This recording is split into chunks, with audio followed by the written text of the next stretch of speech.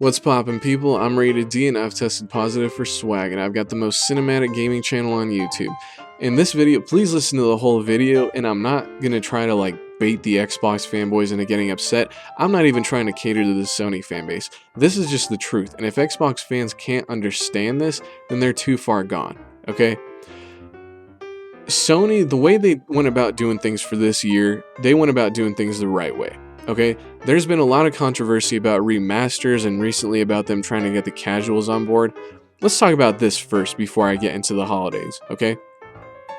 The remasters are for the crowd where they didn't have PS3s because a lot of people that had PS2s went to the 360 and now they're back on PS4. So a lot of these people didn't have PS3s, okay? And that's why you've got games like God of War 3 Remastered for the people that played God of War 1 and 2 but didn't play 3, you know?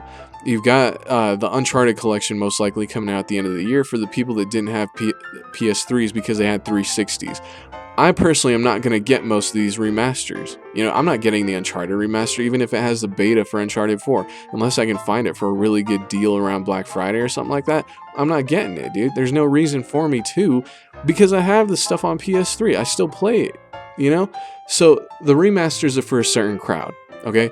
In regards to the casual thing, Sony's already got the hardcore fan base on board. Sony's already got the big Sony fans like myself, you know, and to the people that say Sony's going casual, a couple months ago we had Bloodborne. Is that a casual game? I mean, really? You know what I mean? So they're not going casual. They're just broadening to include more people.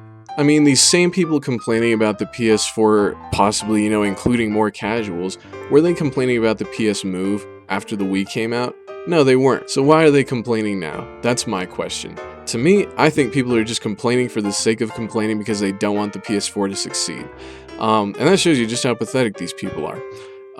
The same people that make racist statements about Japanese people because Sony's a Japanese company. But anyway, so all that aside, Sony spread out their games all throughout the year. Okay, so we're done talking about, you know, the controversy or whatever. Let's talk about 2015 and the games in the holiday season. Sony spread their exclusives all throughout the year. The Order, Bloodborne, you know, MLB The Show, Token, all that stuff came out in the early part of the year. You've got God of War 3 Remastered coming out in the middle of the summer, and you've got Until Dawn coming out in August. People seem to forget that Batman Arkham Asylum came out around the same time as Until Dawn is coming out, back in 2009. That game had its own window of hype, pretty much at that point. Nothing else is coming out around that time, so Until Dawn is going to get all that attention. So, and then you've got the games like, you know, No Man's Sky and Persona 5 that already have the people that are more interested in them. You know, those are coming out later on as well. But those are different types of games. They have specific groups of people that they're targeting, okay? Now, when it comes to the general public and the sales, the vast majority of sales, Sony went about doing things the right way. They partnered up with Call of Duty, most likely. That's what all the rumors are hinting at this point.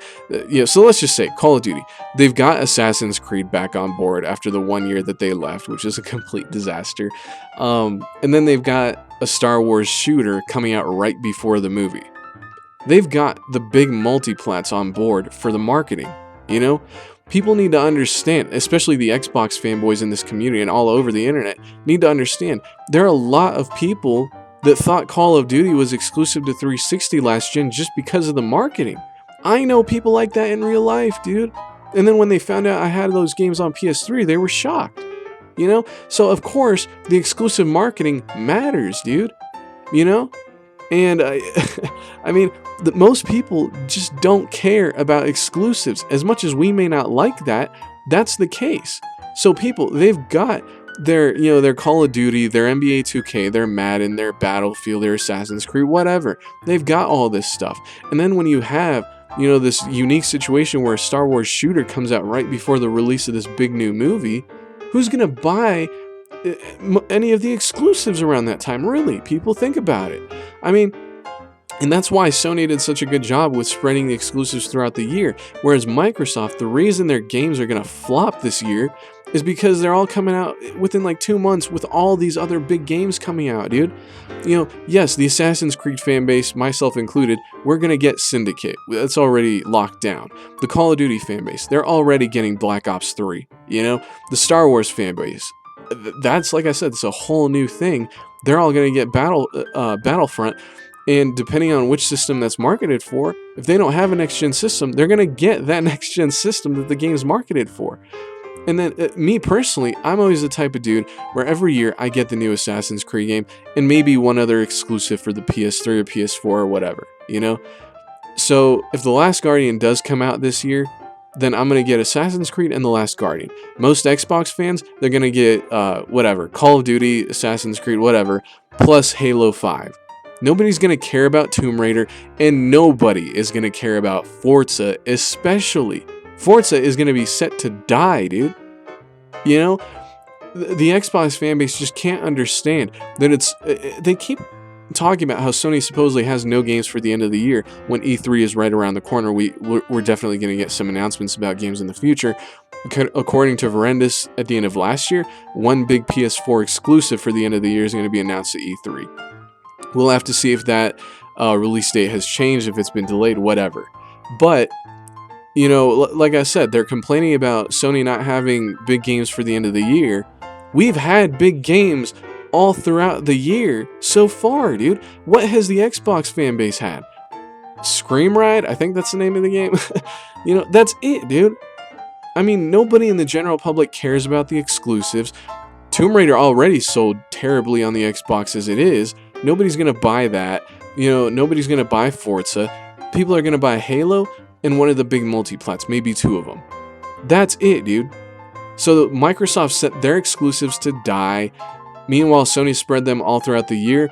They all did as well as they could have done, or are ever going to do. You know what I mean? And then they partnered up with the big multiplats at the end of the year to try to get the casuals on board. Going back to the casual thing, a lot of people don't understand that that's one of the strategies, dude. So, and then one more thing. I didn't even talk about Fallout 4. That might come out at the end of the year. You know? So, like I said, Microsoft, they set their games to die. And that's just the truth. You know? Anyway, that's pretty much it, guys. Keep it frosty.